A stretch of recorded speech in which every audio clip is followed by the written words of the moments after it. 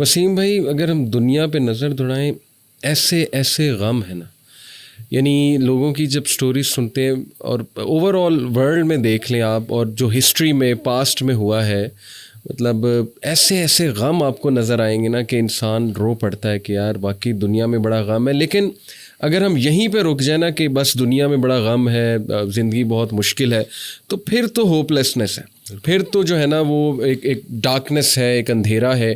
That's why آئی سے to people کہ دیکھو جو ایتھیزم ہے وہ یہیں پہ رک جاتا ہے. بالکل. وہ کہتے ہیں کہ بس we are all here and we are doomed, اور بس ٹھیک ہے، سفرنگ بھی ہے، کیوس بھی ہے، ڈارکنیس بھی ہے، اب کیا کر سکتے ہیں. بٹ جب تک اسلام ہمارے پاس ہے نا وسیم بھائی، دیکھیں اللہ سبحانہ و تعالیٰ نے پہلے ہی ہمیں بتا دیا، جیسے آپ نے کہا نا ایکسیپٹنس. بالکل. اللہ نے ہمیں ایکسیپٹنس دلائی ہے کہ دیکھو اس کو ایکسیپٹ کرو کہ یہ دنیا ایک مشکل کی جگہ ہوگی، یہاں تمہیں مشقت کرنی ہوگی، اسٹرگل کرنی ہوگی. وی ول ٹیسٹ یو.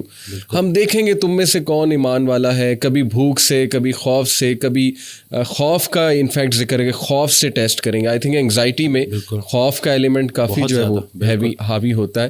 پھر لاس آف لائف سے تمہیں ٹیسٹ کریں گے، لاس آف فروٹ سے تمہیں ٹیسٹ کریں گے. لیکن وبشر الصابرین. اور دیکھیں اللہ نے پورا طریقہ بتایا کہ دیکھو نا امید نہیں ہونا ہے. اگر یہ پرابلمز آ جاتے ہیں تو پھر اللہ طریقہ بھی بتا رہا ہے کہ تم نے ہوپ کیسے پکڑنا ہے. جیسے آپ نے کہا کہ نماز ہے، پھر صبر ہے.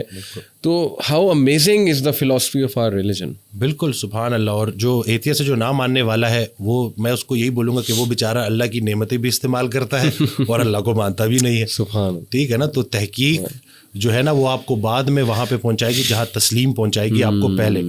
تو جو سرنڈر کرنا ہے نا، یہی سب کچھ ہم نے کرنا ہے. ایک آڈیو میں وہ بیان کر رہے تھے حضرت، تو انہوں نے کہا کہ پورا سرنڈر کرنا ہے. تو جواب آیا کہ حضرت اتنی کمزور صلاحیتوں کے ساتھ پورا سرنڈر کیسے کرو؟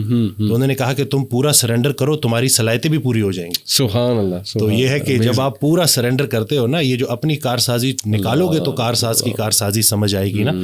تو یہ جو اللہ ہے نا، یہ ہمارے ارادوں کو توڑتا ہے، اور نہیں آتی کوئی پریشانی اس وقت تک جب تک وہ بڑی پریشانی کو ٹالنے نہ آئی ہو.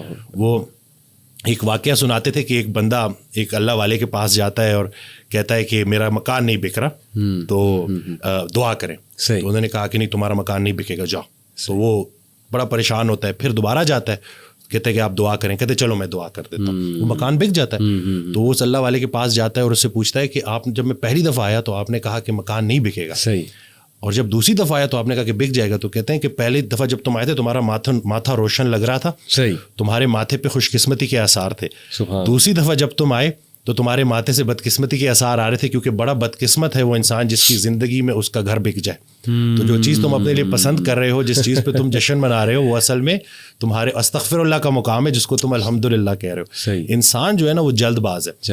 وہ کہتا ہے کہ بس میرے اللہ کو اپنے مطابق چلانا چاہتا ہے. صحیح بات. اور اللہ نے ہمارے لیے کتنی خیر رکھی ہوئی ہے، کتنی آسانی رکھی ہوئی ہے. ہمیں خوش کرنے کے لیے اللہ کے پاس اتنا کچھ ہے، لیکن ہم جلد بازی میں اور نا امیدی میں اس سے محروم ہو جاتے ہیں. اور شیطان جو ہے نا وہ ہماری رگوں میں خون کی طرح دوڑتا ہے. صحیح. تو اس کا طریقہ واردات ہے ہی یہ وسوسہ دینا. وسوسہ جو ہے نا وہ ایمان کی نفی ہے، اور یقین جو ہے نا وہ وسوسے کو نفی کرتا ہے. کیا بات. تو ہم نے یقین کو پختہ کرنا ہے. یقین نور ہے، شک اندھیرا ہے. تو اسی طرح سے یہ وسوسے کے اوپر سوال کیا گیا تو حضرت کہتے ہیں کہ میرا اللہ پہ یقین بے گماں ہے جو علم بن گیا. تم بھی وہ یقین پیدا کر لو، تمہیں بھی علم مل جائے گا. زبردست. تو یہ جو شک ہے نا، وسوسہ، یہ آج کل بڑا کامن ہے کہ یہ لوگ اسی وجہ سے نا اندھیروں میں ہے. جی جی، تو شک کی وجہ سے. بالکل.